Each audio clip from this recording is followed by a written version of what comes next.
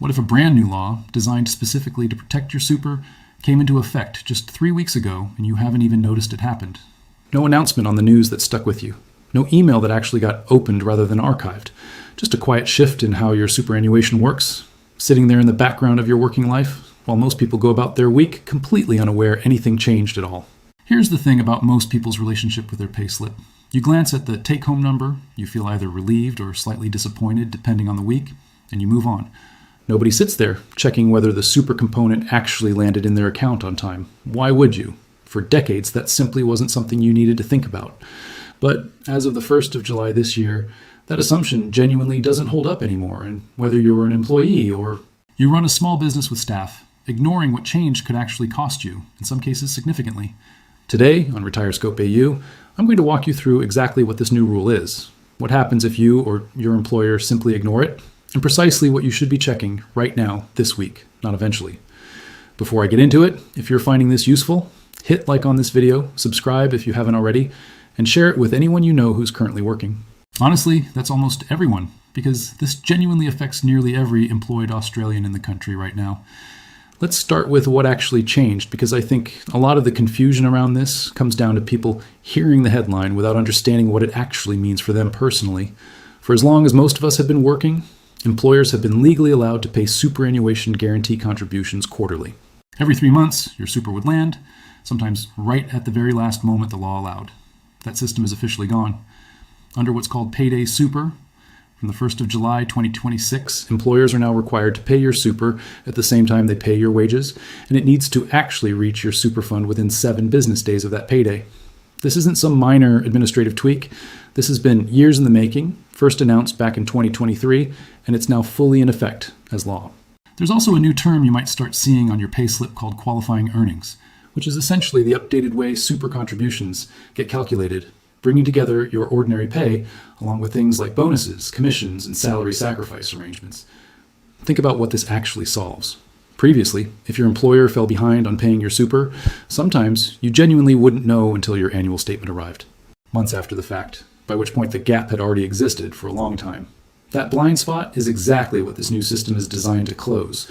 So this sounds like good news, and honestly, mostly it is, but here's where ignoring the details of this rule could genuinely cost you, whether you're the one receiving the pay or the one responsible for sending it.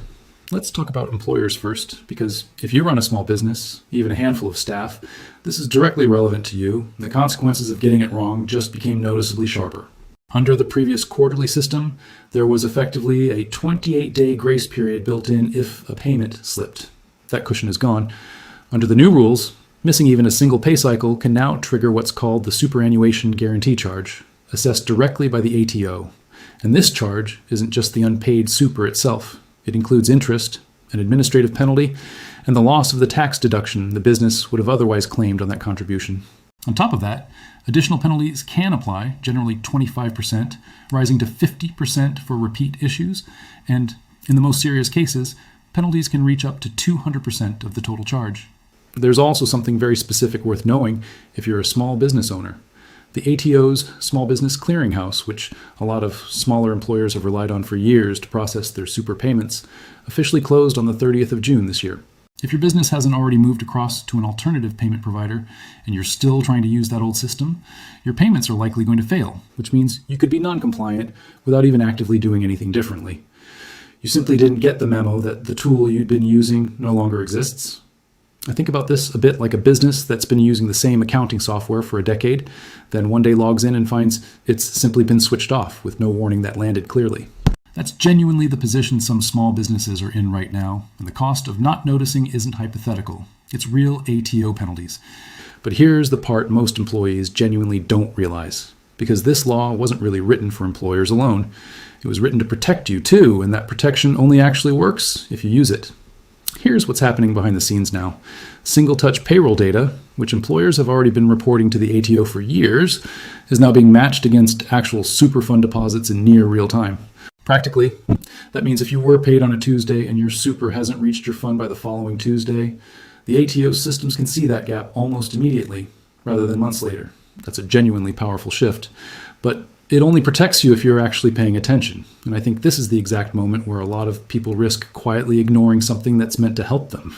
There's a real tendency to assume that because a new system exists, it automatically fixes everything on your behalf without you needing to lift a finger. That's not quite how this works. The ATO now has better visibility, but you're still the person best placed to notice quickly if something looks off, simply by glancing at your own super account rather than waiting for an annual statement the way people have done for years out of habit. I know someone who genuinely assumed this law meant they'd never need to think about it again, that the system would just handle everything automatically now.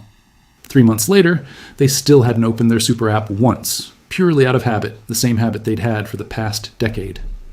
The system is dramatically better now, but the follow-through still sits with you. And there's one more detail buried inside this change that could genuinely affect anyone close to their contribution cap, and almost nobody's talking about it. Because the timing of when contributions are made has shifted, there's a real possibility that a contribution which would previously have landed clearly within one financial year could now fall right on the edge of a different reporting period, purely due to the new payday timing. If you're someone sitting close to the concessional contributions cap, currently $30,500, this genuinely matters. If you've been using carry-forward provisions, which we've actually covered in detail in a previous video, this new timing shift is worth understanding properly. Because miscounting which financial year a contribution actually falls into could affect your cap calculations in ways that weren't really a concern under the old quarterly system. So let's bring all of this together into something genuinely practical, because none of this requires anything complicated, just a few minutes of actual attention. If you're an employee, the first thing worth doing is comparing your payslip against your actual super account, not your annual statement, your live account, or app. Check whether contributions are landing within that 7 business day window after each payday. Most major super funds now show this clearly, often in near real time. If you notice a gap, the first step is simply asking your employer or payroll team directly. Most delays early on are genuinely teething issues with new systems, rather than deliberate noncompliance. If it continues, or you don't get a clear answer, the ATO has a straightforward process for reporting unpaid super, and given the new real-time data matching, they're often already aware before you even reach out. If you're an employer or you run a small business with staff, the priority right now is confirming you've actually moved off the old small business clearinghouse and onto a working alternative. If you're not certain, that's worth checking today, not this month. It's also worth confirming with your payroll provider or accountant that your system is correctly calculating contributions under the new qualifying earnings definition, particularly if you've got staff earning bonuses or commissions, since that's exactly where calculation errors tend to creep in. And for everyone, regardless of which side of this you're on, if you're anywhere close to your concessional contributions cap this financial year, it's worth a quick conversation with your fund or accountant about how the new payment timing might affect which year a specific contribution actually counts toward. Here's what I want you to take away from this. This new rule genuinely was built to protect you, and in a lot of ways, it's a meaningful improvement on a system that let people fall through the cracks for months at a time without anyone noticing. But protection like this only works if it's actually used. A better system doesn't remove the value of occasionally checking in on your own money. It just makes that check far more useful when you actually do it. That's exactly why RetireScope AU exists, to make sure Australians aren't just aware that laws like this exist, but actually understand what to do with that information. I want to hear from you on this one. Drop a comment below and tell me honestly, have you actually checked your payslip against your super account since the 1st of July? I'm genuinely curious whether this new system is working the way it's supposed to for the people watching this right now. And if you know someone who's still working, whether they're an employee or running their own small business, send them this video today. This law affects almost everyone earning a wage in Australia right now, and most people genuinely have no idea it changed. Thanks for watching. I'll see you in the next one.